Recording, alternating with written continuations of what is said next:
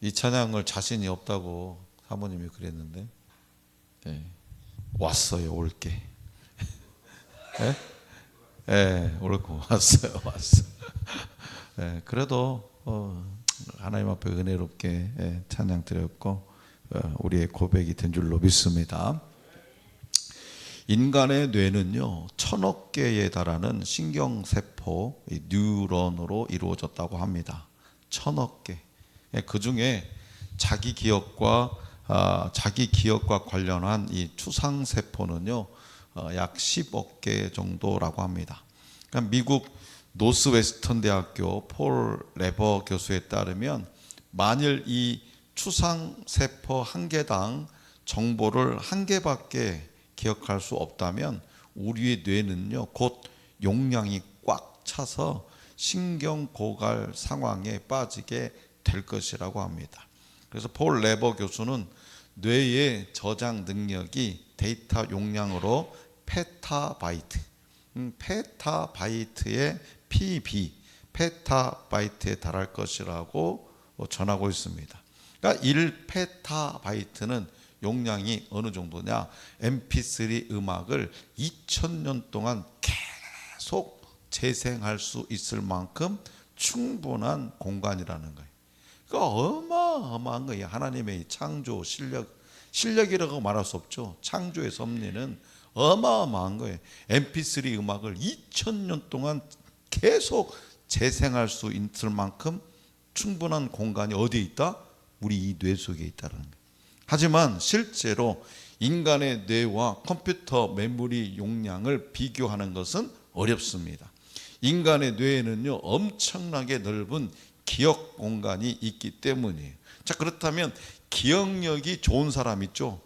기억력이 좋은 사람, 나는 기억력이 안 좋아, 나는 기억력이 좋아, 이렇게 하는데 기억력이 좋은 사람은 그러면 특별한 뇌를 가지고 있을까요? 특별한 뇌를? 저 사람은 나보다 뇌가 막 이따만해 크니까 기억력이 좋은 것 같아. 전문가들은 뭐라고 얘기하냐? 노라고 이야기합니다. 노. 뇌는 훈련을 통해서 기억력을 가질 수 있다는 거예요. 훈련을 통해서. 하나님이 창조하신 인간의 뇌는 우리가 상상할 수 없을 만큼 많은 것을 기억할 수 있는 저장 공간을 가지고 있습니다. 단지 우리가 기억하려 하지 않을 뿐이라는 거예요. 기억하지 않을 뿐. 자, 우리 그리스도인들은 세상의 어떤 정보보다 성경 66권에 담긴 이 하나님의 말씀을 읽고 묵상해야 됩니다. 말씀을 마음과 생각에 두고 늘 기억해서 말씀대로 살기 위해서 힘써야 됩니다. 오늘 우리에게 주신 본문 말씀에 등장하는 에레미야가 선지자로 활동했던 시대의 국제 정세는 아수르 제국이 몰락하면서 신흥 강국인 바벨론이 고대 메소포타미아의 패권을 차지하던 때였습니다. 당시 지정학적으로 메소포타미아와 애굽 사이에서 어느 쪽에 가면 우리가 이익이 있을까, 이렇게 정략적 눈치를 봐야 했던 이스라엘은 친애굽 정책을 펼쳤지만 바벨론의 힘은 너무나도 강력했습니다. 이에 에레미야는 친애굽 정책을 폈던 유다와 그 지도자들을 향해서 바벨론에 항복하는 것이 하나님의 뜻임을 목놓아 눈물로 부르짖었습니다. 바벨론에 항복해라. 이것이 하나님의 뜻이다. 이 바벨론이라고 하는 멍에는 유다의 죄악에 대한 하나님의 심판입니다. 그렇기 때문에 에레미야는 하나님과 처음 사랑을 회복하고 회개하라고 외쳤어요. 유다의 죄악은 두 가지입니다. 하나는 하나님이 이스라엘을 선택하시고 출애굽의 은혜를 베푸셨지만 하나님을 저버리고 하나님 백성의 정체성을 잃어버린 거예요. 또 다른 하나는 우상을 섬겨서 영적 타락을 가져온 겁니다. 그래서 에레미야 1장에서는 에레미야 선지자의 소명과 더불어서 그 소명을, 하나님이 에레미야 선지자를 부르신 그 소명을 확증하기 위해 보이신 살구나무 가지와 끓는 가마 환상에 관해 다룹니다. 2장에서는 본격적으로 유다가 행한 죄악의 실상이 어떠한지 전합니다. 하나님은 그분의 말씀을 에레미야 선지자의 입에 두시고 그분의 마음과 계획을 유다 백성들에게 전하셨어요. 자, 그렇다면 하나님이 말씀하신 내 청년 때, 내 신혼 때는 언제를 가리킬까요? 너의 청년 때, 너의 신혼 때는 언제를 가리키냐? 하나님은 그때의 이스라엘을 어떻게 표현하셨을까요? 그리고 이 말씀을 통해 오늘 저와 여러분들에게 어떤 말씀을 하고 계신 걸까요? 오늘 우리에게 주신 본문 말씀 1절에서 3절입니다. 다시 한번 다 같이 받들어 읽겠습니다. 1절에서 3절 시작.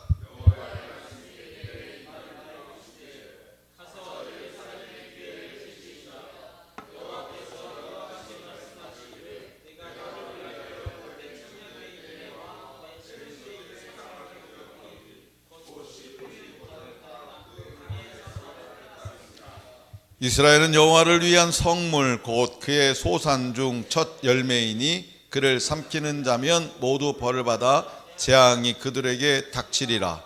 여호와의 말씀이니라. 아멘.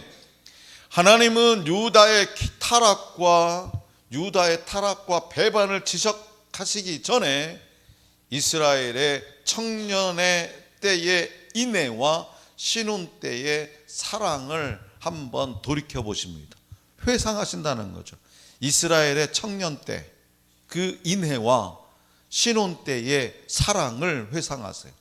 마치 방황하는 청소년기의 아기를 바라보면서 청소년기에 그 방황하는 그 아이를, 자기 자녀를 바라보면서 순수했던 어린 시절을 회상하는 부모의 심정으로 이스라엘과 좋았던 시절을 기억합니다.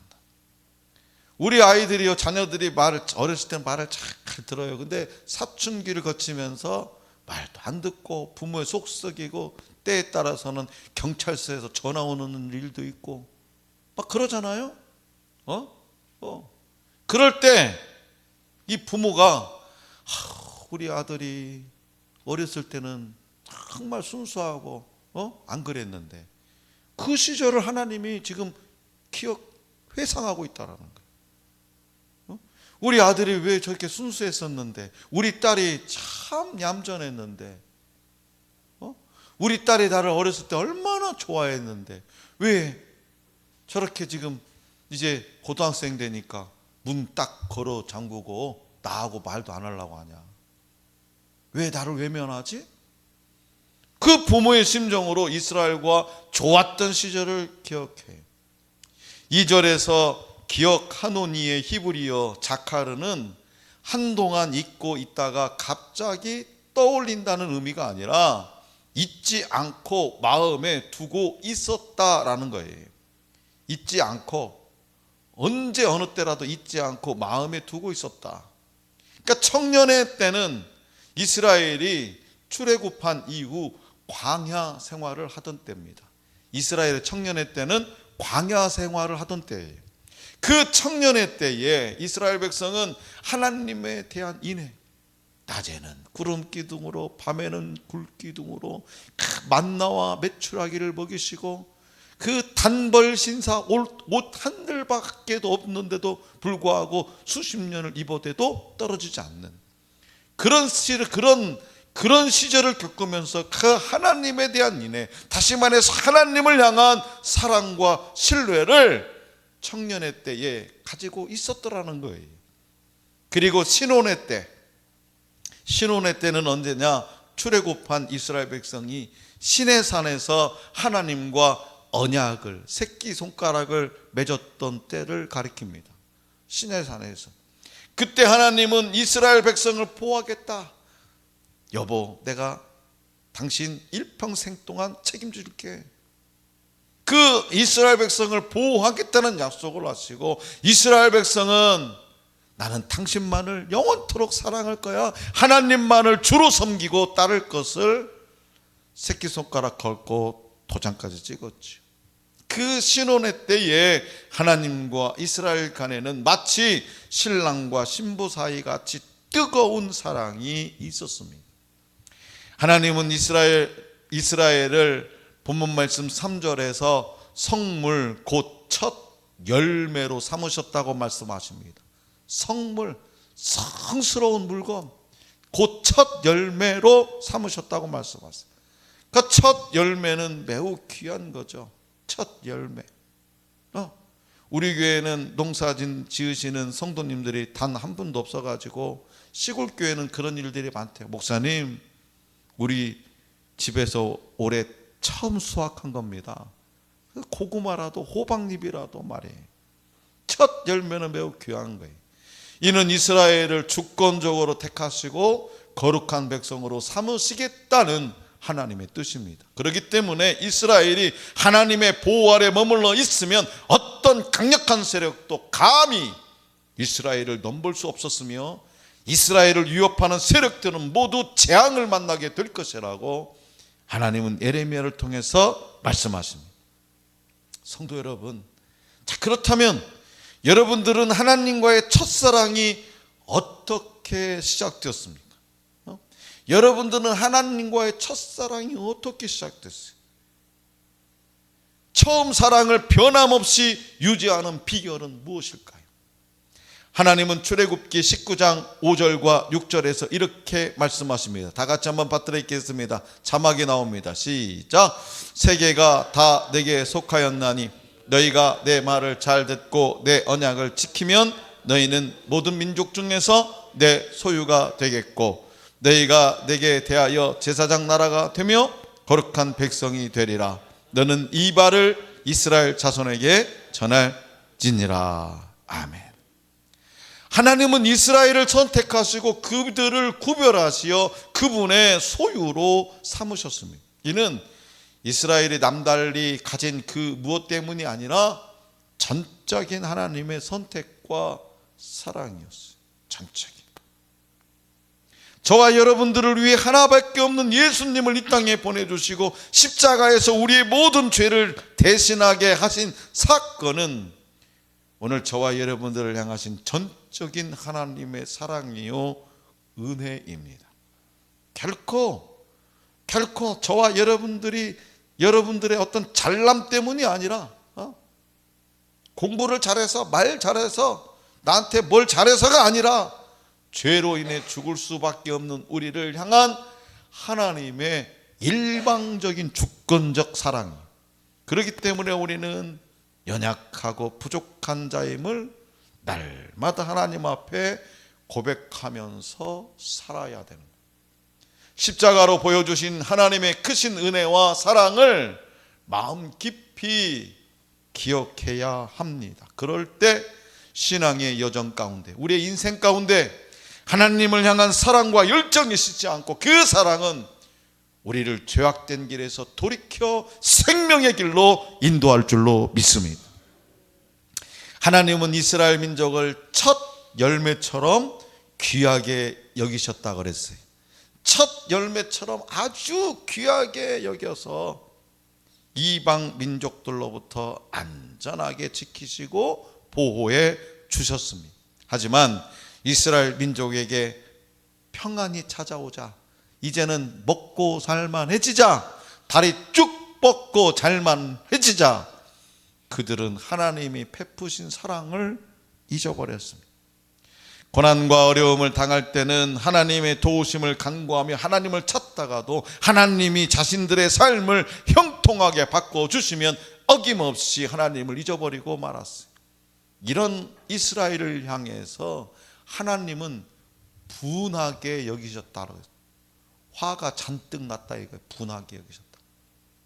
자, 그렇다면 하나님이 분하게 여기시며 지적하신 유다의 죄악들은 뭘까? 또한 제사장들, 율법을 다루는 자들, 관리들, 선지자들의 영적 상태는 어땠을까요? 한마디로 종교 지도자들의 영적 상태는 어땠냐? 본문 말씀 5절과 8절입니다. 다 같이 받들겠습니다. 5절 8절 시작. 나 여호와가 이와 같이 말하노라. 너희 조상들이 내게서 무슨 불의함을 보았기에 나를 멀리하고 가서 헛된 것을 따라 헛되이 행하였느냐. 제사장들은 여호와께서 어디 계시냐 말하지 아니하였으며 율법을 다루는 자들은 나를 알지 못하며 관리들도 나에게 반역하며 선지자들은 바알의 이름으로 예언하고 무익한 것들을 따랐느니라. 아멘. 하나님이 청년의 때의 인애와 신혼 때의 사랑을 기억하신 것은 현재 유다의 모습이 과거의 모습과 판이하게 다르기 때문이죠. 유다가 하나님을 떠난 이유는 뭐냐? 하나님께 무슨 잘못이 있기 때문이 아닙니다. 선하신 하나님은 어떤 불의함도 없으신 분이죠. 유다가 하나님을 떠난 이유는 순전히 그들의 인간적인 욕심을 따른 것이었어요. 그들이 청년의 때와 신혼의 때에 받았던 사랑을 기억한다면 결코 하나님을 멀리하거나 떠날 수가 없습니다. 하나님은 본문 말씀 5절에서 유다가 헛된 것을 따라 헛되이 행했다라고 말씀하세요. 유다 백성들이 헛된 것을 따라 헛되이. 오늘 우리식으로 말하면 뭘까요? 헛짓하고 있어요. 헛짓. 여기서 헛된의 히브리어 헤벨은 이 헛된의 히브리어 헤벨이라고 하는 단어는 단 한 번의 숨이라는 뜻이에요. 단 한 번의 숨. 여러분 숨 쉬는 거 손으로 손꼽아서 이렇게 손으로 이렇게 숫자를 세가면서 숨 쉽니까? 숫자 세요? 숨 쉬는 것을. 그래서 헛된 것은 뭐냐? 단 한 번의 숨처럼 허무하고 무가치하다라는 거예요. 다시 말해서 유다 백성이 하나님을 저버리고 섬긴 우상이 바로 이같이 허무하고 무가치하다는 거예요. 그리하여 그들은 하나님이 허락하신 약속의 땅 가나안을 더럽히고 역겹게 만들었어요. 본문 말씀 7절입니다. 7절 다 같이 시작. 내가 너희를 기름진 땅에 인도하여 그것의 열매와 그것의 아름다운 것을 먹게 하였거늘 너희가 이리로 들어와서는 내 땅을 더럽히고 내 기업을 역겨운 것으로 만들었으며. 아멘. 여기서 역겨운 것으로 만들었다라는 말은 먹을 것을 토해내고 싶을 정도로 아주 혐오스럽게 되었다라는 뜻이에요. 먹을 것을 토해낼 정도로 아주 혐오스럽게 만들어버렸어요. 누가? 이스라엘 백성들. 젖과 꿀이 흐르는 약속의 땅인 가나안 땅에서 헛된 우상을 숭배해서 아주 역겹고 가증스럽게 만들었다는 거예요. 하나님이 약속하신 그 땅. 더 나아가 하나님을 섬겨야 할 마땅한 영적 지도자들인 제사장, 율법을 다루는 자, 선지자들이 오히려 바알에게 종로로 단 것을 하나님은 탄식하면서 또다시 지적하십니다. 8절과 9절을 현대어 성경으로 내가 다시 한번 제가 들려드리겠습니다.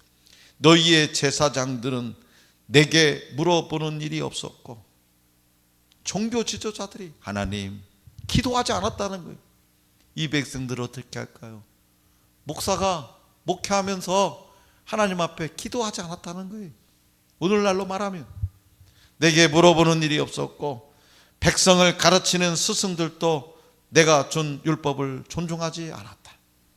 백성의 지도자들도 언제나 내게 대항하여 범죄하였고 예언자들도 바알 신의 이름을 내걸고 떠들어댔다. 어느 누구도 내게 묻거나 내 율법을 존중하지 않았으며 모두가 한결같이 우상을 숭배하고 전혀 도와줄 수 없는 우상에게만 도움을 요청. 그러므로 나 여호와가 이제는 너희 직접 너희를 고발하고 너희의 자손과 자식과 손자들까지도 고발해서 형벌을 선포하겠다.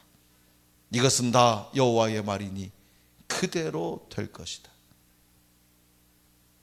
성도 여러분, 그렇다면 오늘 저와 여러분들의 삶에서 하나님이 싫어하실 만한 죄악된 모습은 어떤 것이 있을까요?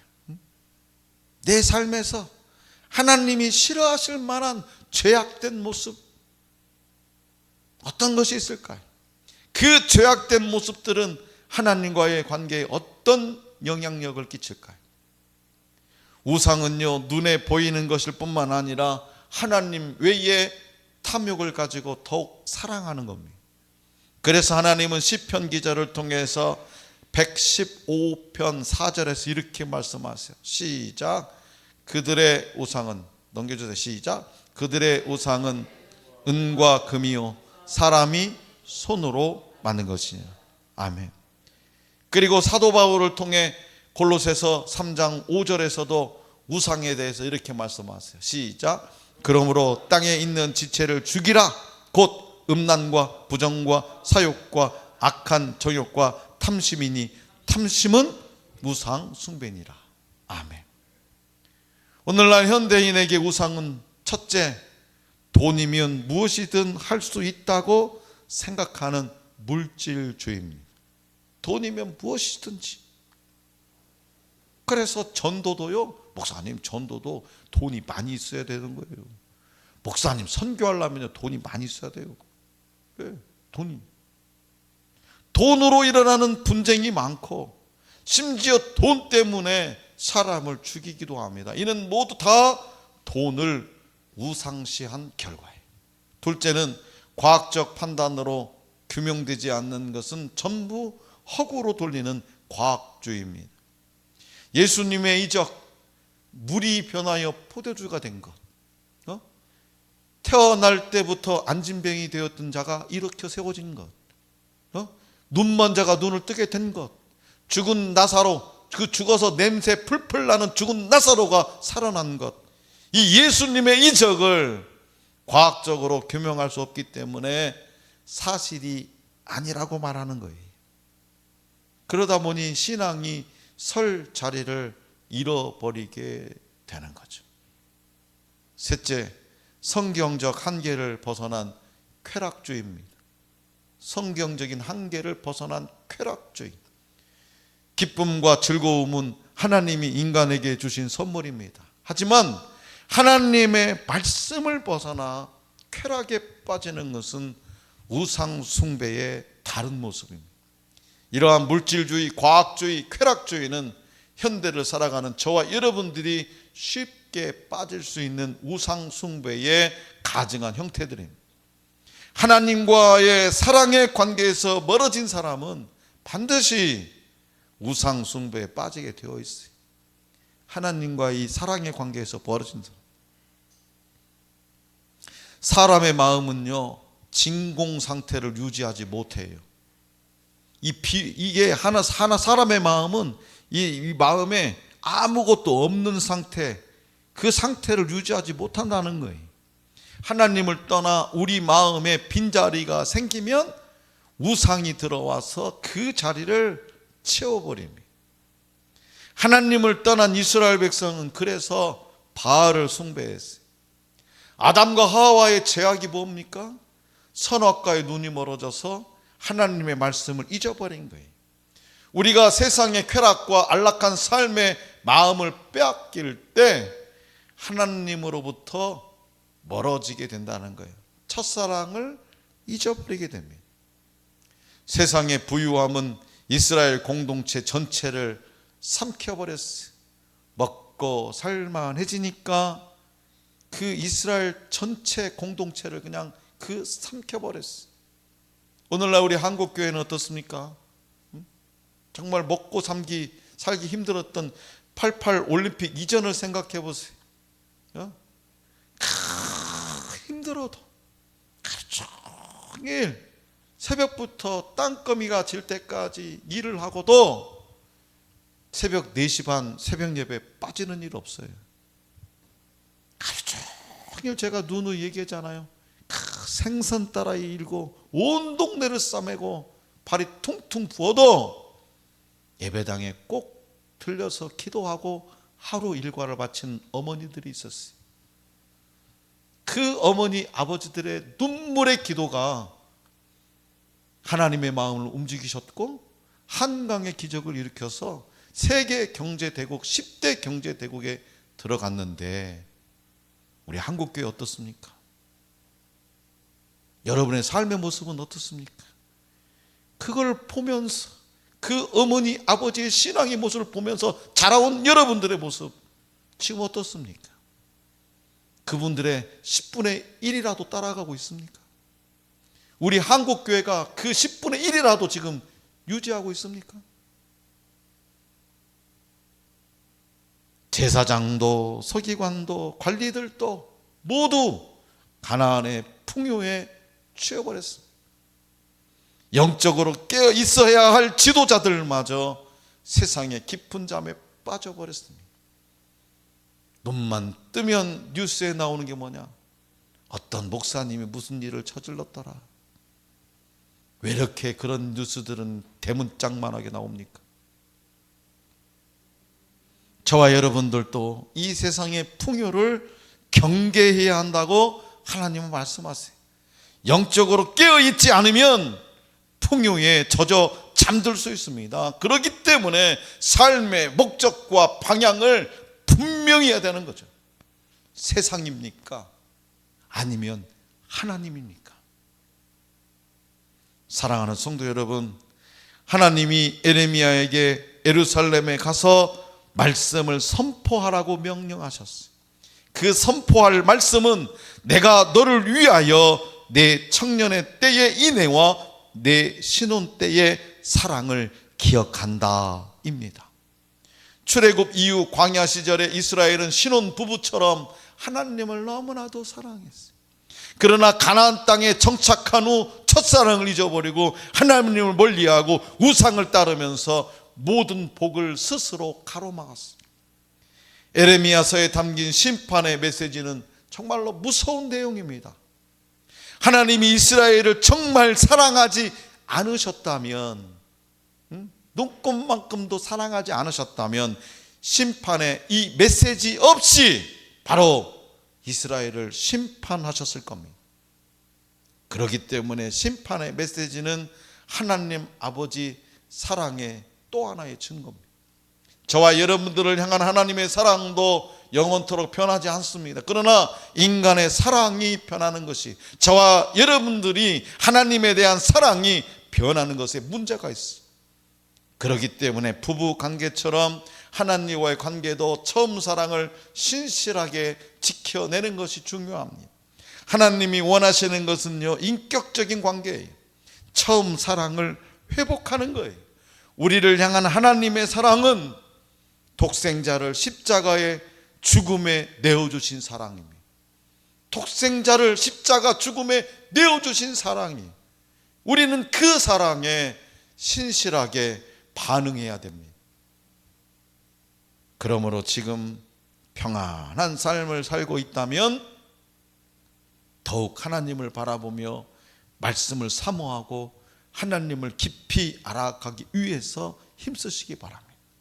하나님과의 관계에 집중하면서 탐심을 내려놓고 하나님 자녀다운 삶을 살아가기를 원합니다. 힘들고 어려운 상황에 놓여 있다면, 지금 여러분들의 삶이 힘들고 어려운 상황에 놓여 있다면 하나님이 베푸신 은혜를 기억하고 다시금 그 첫사랑을 회복하시기 바랍니다.